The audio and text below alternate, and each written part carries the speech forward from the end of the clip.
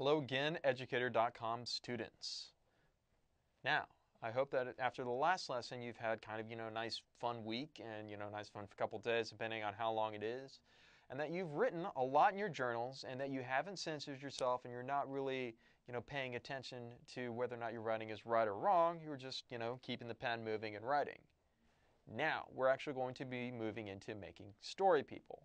Why do we need story people? Well, can you imagine a short story without characters? Of course not. We're actually going to learn how to kind of make character that's, interesting enough for a story, but not so deep that they, kind of become boring.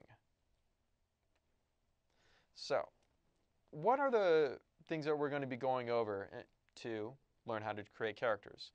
Well, they're the first ideas that everybody uses. Any writer uses these first couple things. Again, this is just to get you started, and it will be kind of, feel very natural and very simple. There is also kind of an interesting little process that I've learned that'll help you make characters and to make sure that these characters aren't too deep. Your assignment then at the end will be to kind of make characters and then vet them. Now, all I mean by vetting is you're just going to be picking the character that you like best.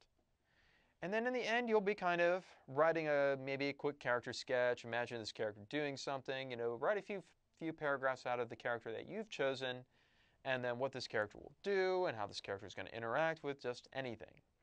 It's a character sketch, not a story. We're not quite there yet. So, the first thing that everybody uses when they make a character, yourself. Yourself. Everybody does. My first story was about me. The first comic I ever did was about me and my friends. My friend who wrote a NaNoWriMo told me, well, I was basically writing about myself and then I got bored.